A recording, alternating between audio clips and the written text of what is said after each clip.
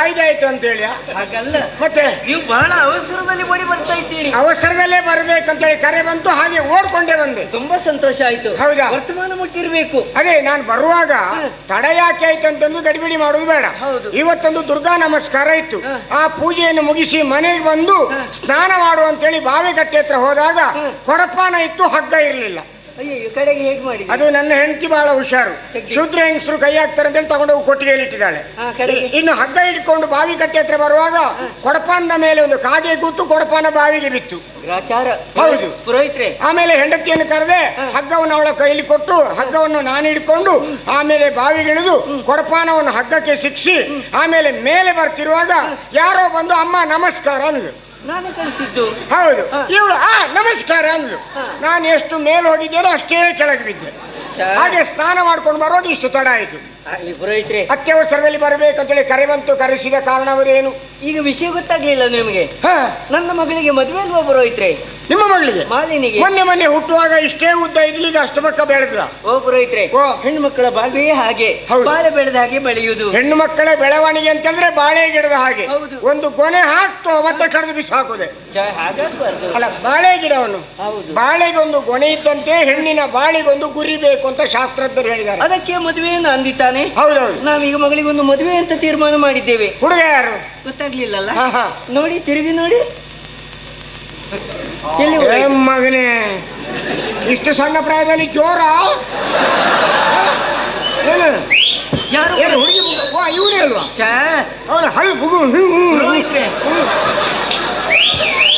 ಮದುವಾಗ ಸಭೆಯಲ್ಲಿ ಕೂತ್ಕೊಳ್ಳೋ ಕ್ರಮ ಉಂಟಾ?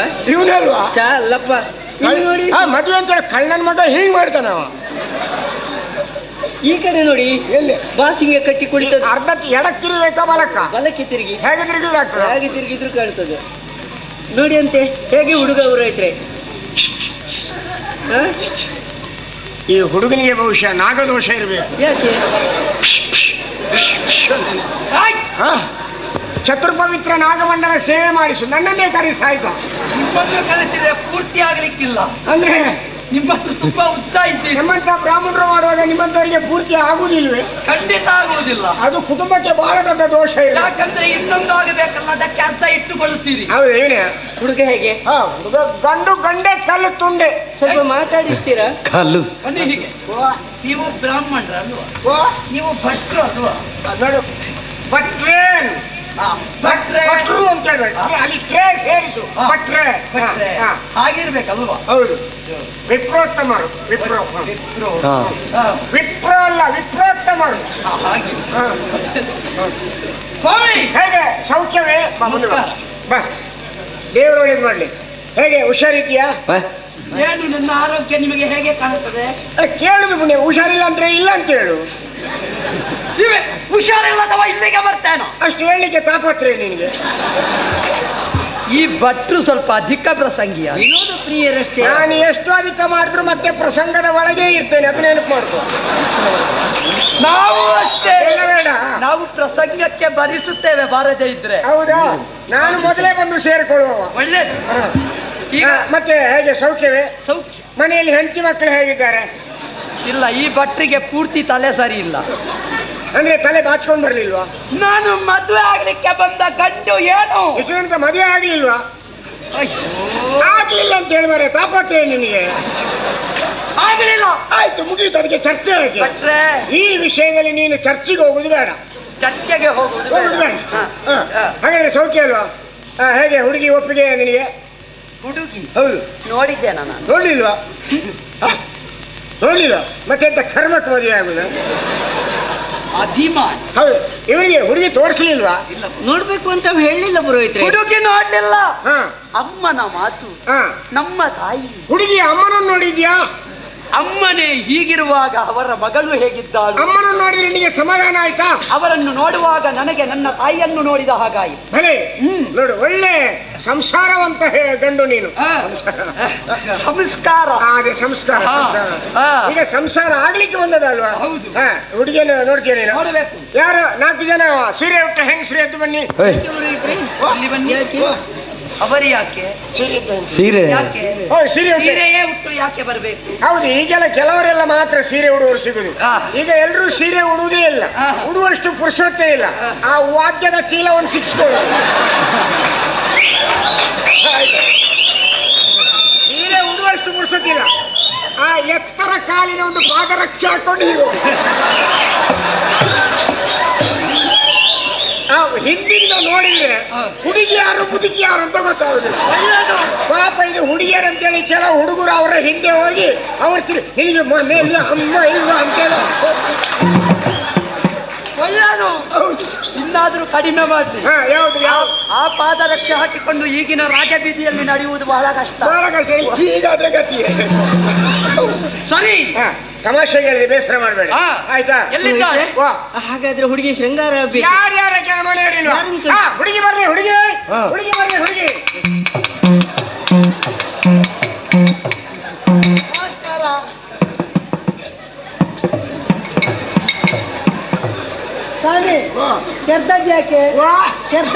ನನಗೆ ತುರಿಕೆ ಜೋರುಂಟು, ಅದಕ್ಕೆ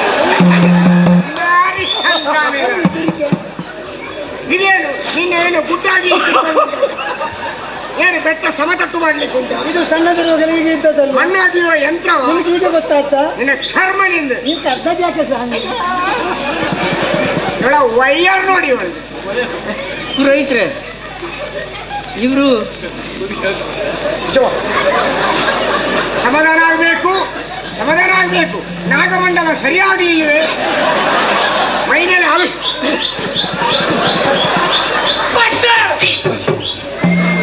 ಮೈನಲ್ಲಿ ನಾನು ಯಾರು, ಇವ ಯಾರು ಅಂತೇಳಿ ಇವನಿಗೆ ಗೊತ್ತಿಲ್ಲ. ವಿಳಾಸ ಇಲ್ಲದವರಿಗೆ ನಮ್ಮ ಹೆಣ್ಣನ್ನು ಕೊಡಬಾರ್ದಮ್ಮ, ಹೋಗಿ ಇವ ರಗಳೆ. ನನ್ನ ಅಪ್ಪ ಯಾರು? ನಿನ್ನ ಅಮ್ಮನ ಹತ್ರ ಹೋಗಿ ಕೇಳು. ನನಗೆ ಈ ಹೆಣ್ಣ? ನಾನೊಬ್ಬ ಅಪ್ಪನಿಗೆ ಹುಟ್ಟಿದ ಮಗ, ರಾಜ ಮನೆತನದಲ್ಲಿ ಹುಟ್ಟಿದವ. ಮಾತಿ ಮಾತಿಗೂ ನನ್ನ ಅಪ್ಪ ಯಾರು ಅಪ್ಪ ಯಾರು ಅಂತ ನನ್ನ ಮುಖ ನೋಡ್ತೀಯಲ್ಲ ನೀನು. ಸ್ವಾಮಿ ಸ್ವಾಮಿ ಸ್ವಾಮಿ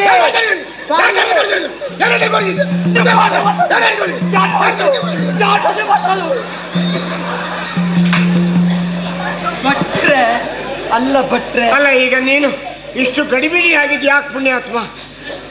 ನನಗೆ ಜೀವ ಉಂಟಲ್ಲ, ಆ ಮಾತಾಡುವಾಗಲೇ ಗೊತ್ತಾಗ್ತದಲ್ಲ.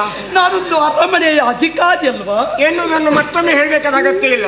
ಇವಳು ನನಗೆ ಹೆಣ್ಣ.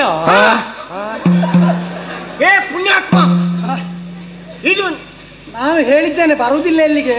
ನನ್ನ ಚಂದ ನೋಡಿ ಎಲ್ಲರೂ ಹೀಗೆ ಮಾಡ್ತಾರೆ.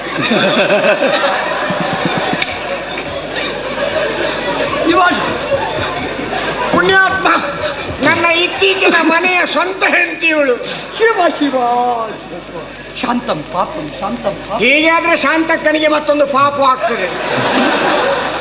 ತಿಳಿಯದೆ ಅಪರಾಧವಾಯಿತು. ಮತ್ತೆ ಅವಳು ಯಾಕೆ ಮುಂದೆ ಬಂದದ್ದು? ಯಾಕಂದ್ರೆ ಹುಡುಗಿ ಮಾರಿ ಸಂತಾನ. ಹುಡುಗಿಯನ್ನು ಕರ್ಕೊಂಬ ಅಂತಂದ್ರೆ ನೀನು ಹೀಗಿಟ್ಕೊ ಬಂದಿಯ. ಹೋಗಿ ಹುಡುಗಿಯನ್ನು ಕರ್ಕೊಂಬ. ಹೇಳ್ಬೇಡು ನೀವು.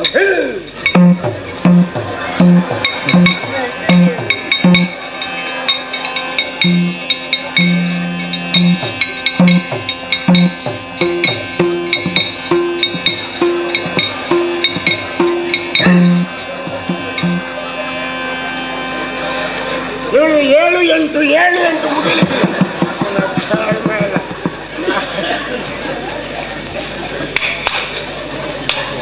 ಓ ಅಣ್ಣ, ಸ್ವಾಮಿ ಸ್ವಾಮಿ ನಿಲ್ಲಿ ನಿಲ್ಲಿ. ಏನು ಅಷ್ಟು ಅವಸರ ಏನು? ಅಲ್ಲ, ಸರಿ ನೋಡು. ಹೇಗೆ ಹುಡುಗಿ? ಆಗಿದೆ. ಪುರೋಹಿತ್ರೆ, ಹಾಗೆ ಹುಡುಗಿ ಹೊಡಿಲ್ವಾ? ಅಮ್ಮನಿಗೆ ಆದೀತು ಅಂತಂದ್ರೆ ಅಮ್ಮನಿಗೆ ಆದೀತು ಅಂತ ಆದ್ರೆ ನನಗೂ ಆದೀತು. ಮದುವೆ ಅಮ್ಮನಿಗ ಮಗಳಿಗ? ಅಮ್ಮ ನೋಡಿ ಹುಡುಗ ಅಲ್ವೇ ಅಲ್ವಾ? ಎಂತ ಸುಸಂಸ್ಕೃತಿ ನೋಡಿ. ಅಮ್ಮ ಹೇಳಿದ್ದು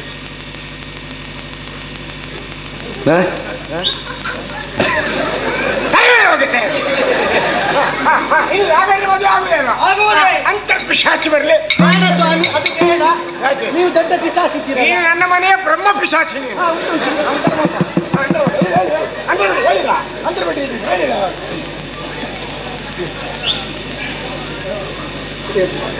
ಕ್ರಮದಂತಲೇ ಆಗ್ಬೇಕು ಪುರೋಹಿತ್ರೆ. ಹುಡುಗ ಎಲ್ಲೋದ? ಯಾರು ಹುಡುಗ ಎಲ್ಲೋದ? ಹುಡುಗ ಎಲ್ಲೋದ? ಅಲ್ಲಿ ನೋಡಿ ಆಚೆ. ಹುಡುಗ ಪುಣ್ಯಾತ್ಮ ನೀನೇ ಜೀವನದಲ್ಲಿ ಹೊಸ ಮದುವೆ ಆಗುದ ನಿಜವಾ? ಮತ್ತೆ ಆ ಸಲತ್ತಲ್ವ? ಹುಡುಗಿ ಒಳಗೆ ಹುಡುಗಿ ಒಳಗೆ ಹುಡುಗಿ ಒಳಗೆ ಹುಡುಗಿ ಒಳಗೆ ಉಹಾರ ಉಹಾರ ಉಹಾರ ಉಹಾರ ಮಾರಿ ಸಂತಾನ. ಶುರು ಆಗಲಿ.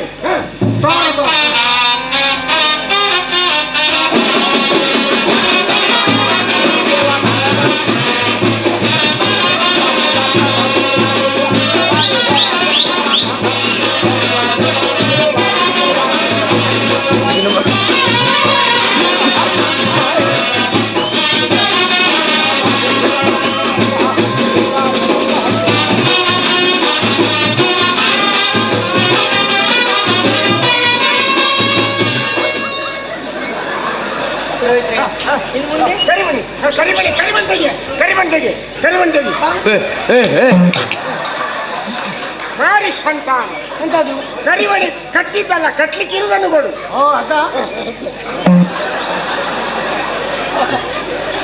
ಕಲ್ಯಾಣಿ ಕಲ್ಯಾಣಿ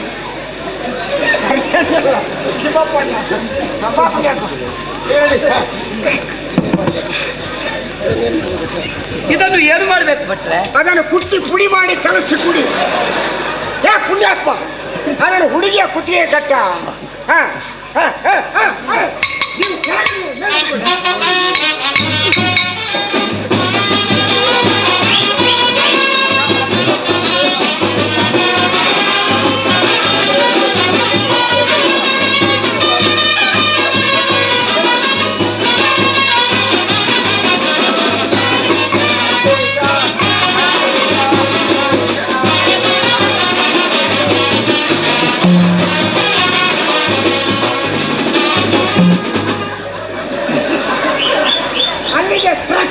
ತೋರ ಮತ್ತೆ ಆಗುವಾಗ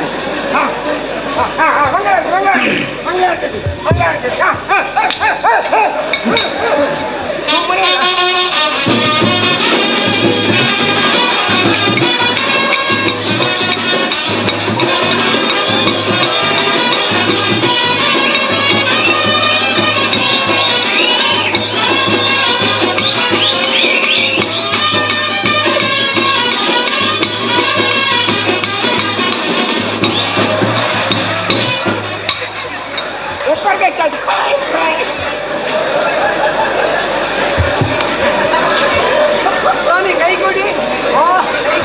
ಕೈ ಕೊಟ್ಟದಕ್ಕೆ ನನ್ನ ಬದುಕಿನಲ್ಲಿ ಇಷ್ಟ ಆಯ್ತಲ್ಲ. ಬೇಕಾದ್ರೆ ಕೈ ಕೊಡಿ. ಸ್ವಾಮಿ ಆಯ್ತಲ್ಲ ಆಯ್ತಲ್ಲ ಇಳಿಸಿ ಕೊಡುವುದು ಕ್ರಮ ಉಂಟಲ್ಲ. ಹೌದು ಇಳಿಸಿ ನೀವು ಕೊಡ್ತೀರಾ ನಾನು ಇಳಿಸ್ಕೊಡ್ತೀನಿ. ಆಯ್ತು ಬಾಮ್ಮ ಬಾ ಬಾ ಬಾ ಬಾ ಬಾ ಬಾ ಬಾ ಬಾ. ಒಂದು 4 ಅಕ್ಕಿ ಗಾಡಿ ಇಟ್ಕೋ. ಬಾ ಬಾ ಬಾ ಬಾ. ಮುಂದೆ ಮುಂದೆ ಮುಂದೆ ಮಾರಿ ಸಂತಾನ. ಈಗ ಗೊತ್ತಿಲ್ಲ ನನಗೆ ಬನ್ನಿ ಮಾಡ್ತೇನೆ ನಿಮಗೆ. ಕೈ ಮುಗಿ. ಸೇರಿದ ಹಿರಿಯರೇ ಗಣ್ಯಾತಿ ಗಣ್ಯರೇ ಗಣ್ಯಾತಿ ಗಣ್ಯರೇ ನನ್ನ ಗೆಳತಿಯರೇ ನನ್ನ ಗೆಳತಿಯರೇ ಗೆಳೆಯರು ಯಾರಿಲ್ಲಲ್ಲ.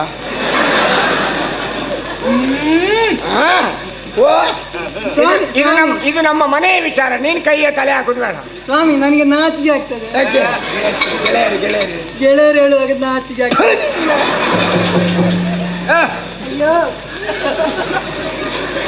ಒಳ್ಳೆ ಮುಖ ತೆಗೆದು ಚಂದ ಕಪ್ಪೆ ಆಗಿ ಉಂಟು. ಹಾಗಾದ್ರೂ ಉಂಟಲ್ಲ. ಇವತ್ತು ನಾನು ನಮ್ಮ ಯಜಮಾನರ ಮನೆಗೆ ಹೋಗ್ತಾ ಇದ್ದೇನೆ. ನೀವೆಲ್ಲರೂ ತುಂಬು ಹೃದಯದ ಆಶೀರ್ವಾದದಿಂದ ನಮ್ಮನ್ನು ಬೀಳ್ಕೊಡ್ಬೇಕಾಗಿ ವಿನಮ್ರ ವಿನಂತಿ.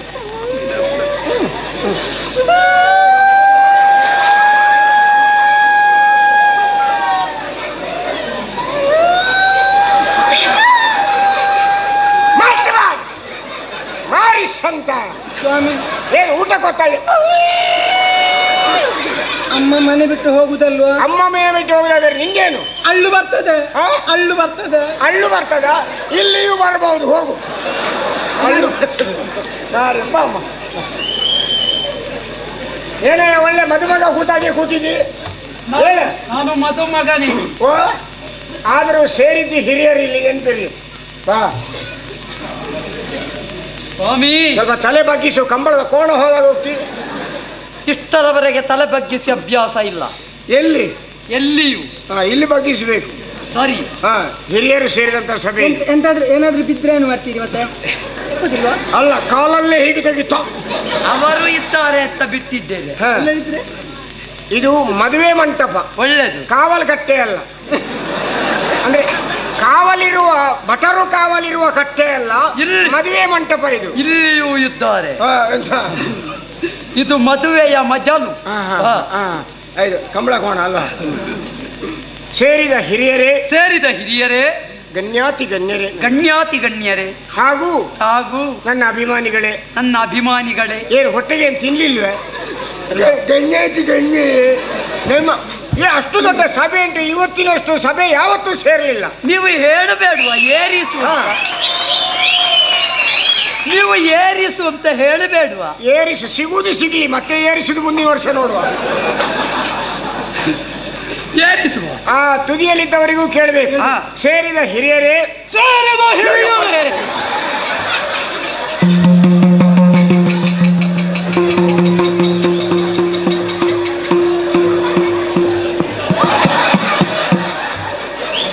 ಸ್ವಾಮಿ. ಅಯ್ಯೋ ದೇವ್ರೆ, ಒಬ್ಬನೇ ಒಬ್ರು ಗಂಡ ಇರುವುದು. ಅಯ್ಯೋ ಯಾರು ಬರುದಿಲ್ಲ. ಅಯ್ಯೋ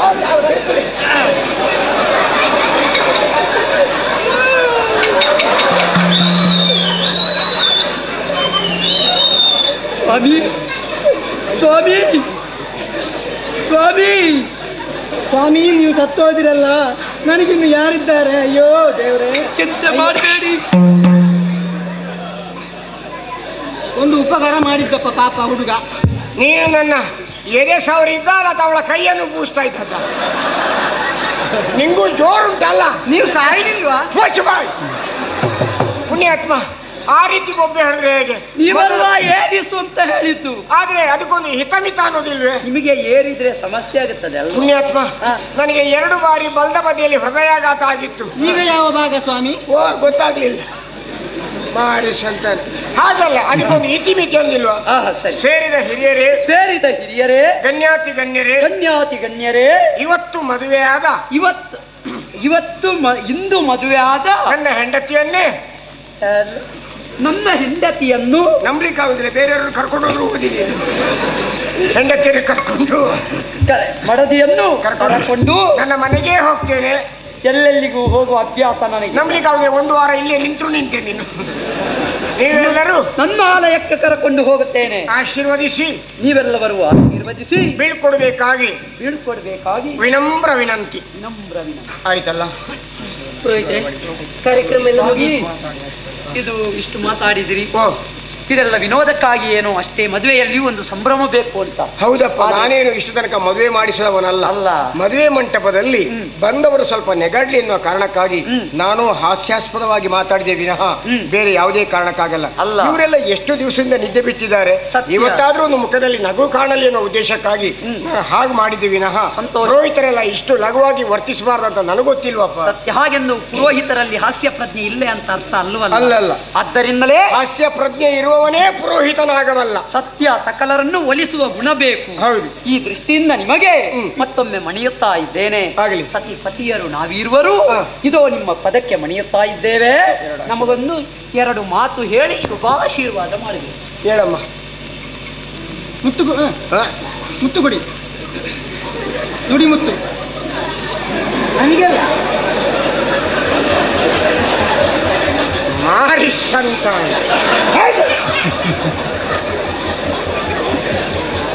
ಮಗು ಅಪಾರವಾದಂತಹ ಜನಸಂಖ್ಯೆ ಸೇರಿದೆ.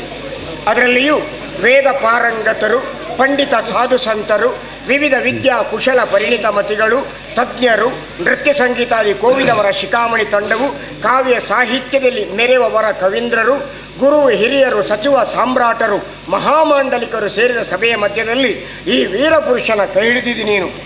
ಮದುವೆ ಎನ್ನುವುದು ಪೂರ್ವಜನ್ಮದ ಪುಣ್ಯದ ಫಲದಿಂದ ಒದಗಿ ಬರುವುದಂತ ಪ್ರಾಜ್ಞರು ಹೇಳಿದಂಥ ಮಾತು. ಈ ವೀರಪುರುಷನ ಕೈ ಹಿಡಿದಂಥ ಶುಭ ಗಳಿಗೆಯಲ್ಲಿ ನಾನಾಡುವ ಒಂದೆರಡು ಮಾತುಗಳನ್ನು ಬದುಕಿನುದ್ದಕ್ಕೂ ಪಾಲನೆಯನ್ನು ಮಾಡುವಗಳೇ. ಸತಿಗೆ ಪತಿಯೇ ಪರದೈವವು, ಪತಿಯ ಆಣತಿಯ ರಾಣಿ ಆಗು. ಸುಖ ದುಃಖಗಳೆಂದೂ ತಪ್ಪಿದ್ದಲ್ಲ. ಅದು ಎಷ್ಟೇ ದೊಡ್ಡ ಮನೆತನದ ಹೆಣ್ಣು ಮಕ್ಕಳಿಗಾದರೂ ಅದು ಇದ್ದದ್ದೇ. ಸಂತೋಷದಿಂದ ನಿನ್ನ ಪತಿದೇವ ನಿತ್ತುದನ್ನು ಪಡೆದು ನೀನು ತೃಪ್ತಳಾಗು. ಕಷ್ಟ ಬಂದಾಗ ಮೊದಲಾಗಿ ನಿನ್ನ ಪತಿಗಿತ್ತು, ಮಿಕ್ಕಿದ್ದನ್ನು ನೀನುಣ್ಣು ಮಗಳೇ.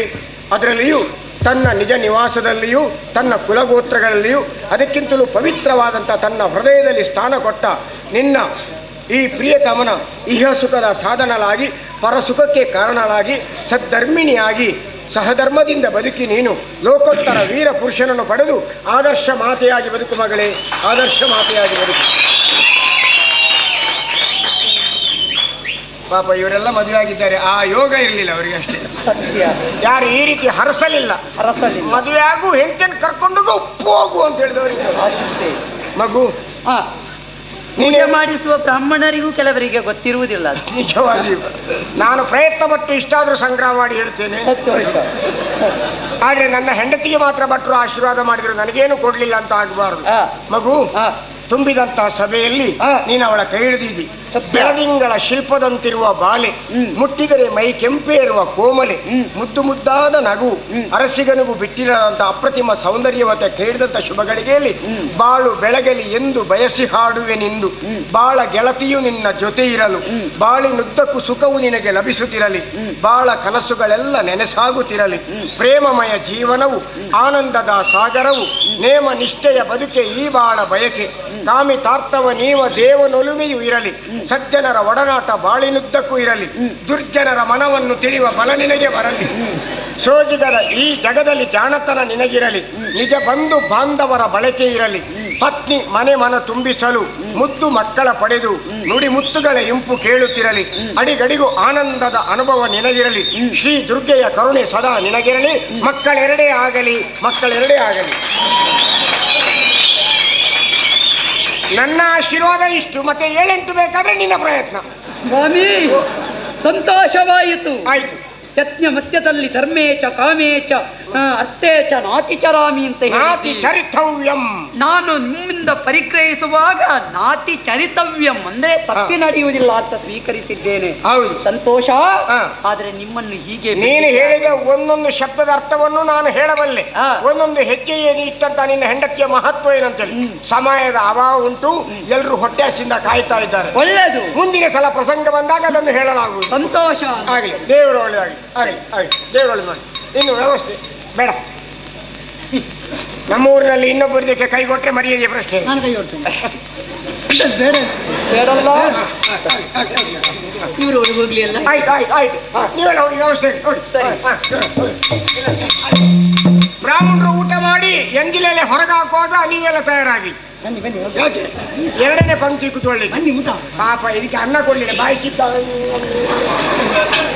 ಸ್ವಸ್ತಿಗೆ ಸಿಗ್ಲಿಲ್ಲ. ನಾನು ಕೊಡ್ತೆ ಆತ.